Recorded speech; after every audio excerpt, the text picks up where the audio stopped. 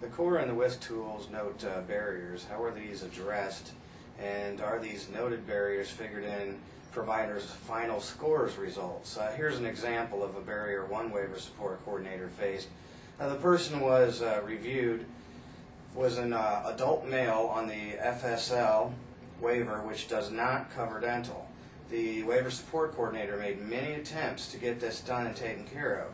How would a barrier like this affect the provider's score? Mm-hmm. Well, you know, the barrier concept is something, again, that we rolled out with the core and the WISC.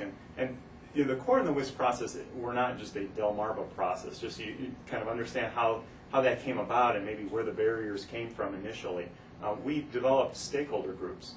We had support coordinators involved, we had providers involved, individuals receiving services, family members, ACA, APD, our staff, field staff who had experience out there doing consults. So we had a variety of people involved in this process. And one of the things we wanted to look at when you're developing that consultative process is I don't want to just hear about where there's problems. You know, I want to hear about where I'm doing well. So we added the strengths component to the process. Additionally, we had that question, well, this is out of my hands. How can I control this? This is a barrier that's been set up by fill in the blank, funding, regulations, time, whatever the case may be, you know, staffing limitations, community, you know, involvement issues. So we set up a situation where we could account for those barriers. You know, the provider, the support coordinator can identify right up front, here are the barriers that are preventing us from being as effective as we'd like to be. In a sense, those barriers are not linked directly to any of the scores, the findings that we have. Okay? Those barriers are reported separately in a separate portion of the report. Here are the barriers that have been identified. And we've actually rolled those barriers up, and we've done a statewide study on what the barriers are, and have reported that back to the state as feedback. You know, if we can remove these barriers from the system, a whole slew of providers feel they could be more effective in what they're doing.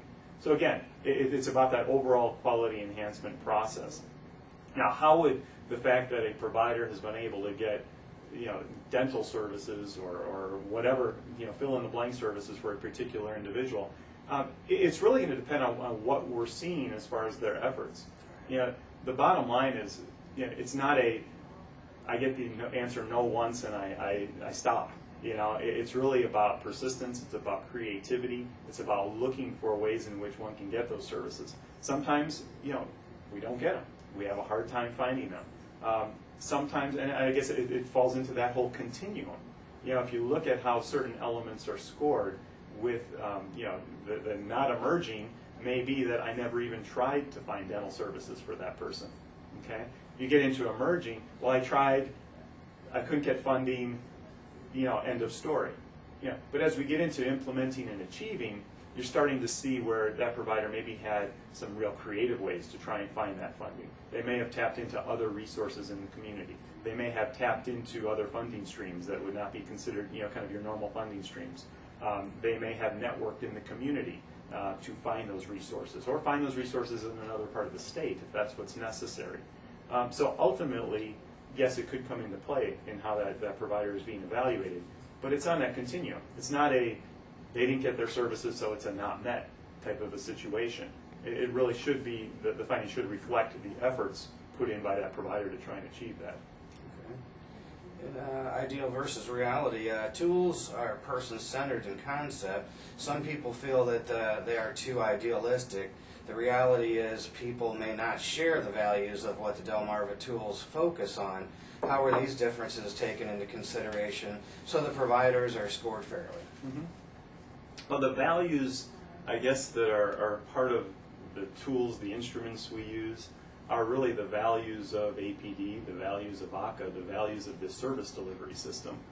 They're not Delmarva values. We decided to change the tool last week and we're putting in some new values. You know, when you look at the history of Florida, you look at that whole values concept, person-centeredness, etc. The state was training on living everyday lives 8 years before Delmarva even obtained this contract. Right. So the concepts that are linked to, you know, what is being emphasized in this service delivery system. You know, individuals driving the system, individuals being in charge of their own supports. You know, generating results for people. These concepts have been within the system for a long time. So do our instruments reflect that? Yes. Do they also reflect the foundation elements, the health and safety and the billing and all of those things? Absolutely as well. But, you know, I guess maybe the best way to answer that is to walk through the WISC tool. You know, and you work with a lot of support coordinators. You have a lot of contact with support coordinators. You know, jump in when one of these elements sounds like it's off base. You know, the first 6 elements, do you know the people you're serving? Okay? You know, from a values perspective, I think everyone would say the only way to effectively serve someone is to know them, to know what their needs are, to understand that. You know, the second element is, you know, do you know the person's health situation? Are you supporting their health and safety, their well-being? A foundation, cornerstone to what we're doing. So much so that we said this needs to be a separate element. It's not just about knowing the person. We felt that, you know, their health is part of them, part of their well-being, but we needed to separate that out into a different element. But should a support coordinator know the people they're serving? Should they know their health situation, and should they be supporting that? You know, the third element talks about developing of the support plan. Is the individual driving the support plan? Is the individual driving how the effectiveness of service delivery is being evaluated? How do we know if we've achieved what it is that's important to that person? They should be defining that. They should be telling us what is that target. You know, the fourth item is about the evaluation of service delivery.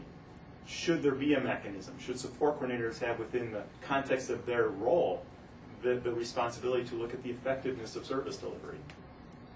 The fifth element looks at education, exposure, and experience. And that really just comes down to informed choice.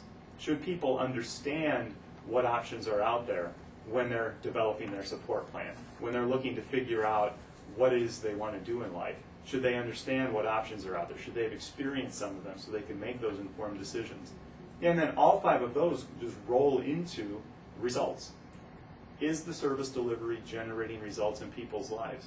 Again, from an ideal situation, you know, I think those are all very reality-based. I think those are all 6 elements that we should expect. You know, in a system where, you know, $1 billion worth of services is going in, we should expect that we could see results coming from that. So again, I think the philosophy is person-centered. The philosophy is person-driven. And really that is linked to what is the priority of the Agency for Persons with Disabilities, ACA, and I think very many, to not most of all, of the self-advocates you would talk to as well.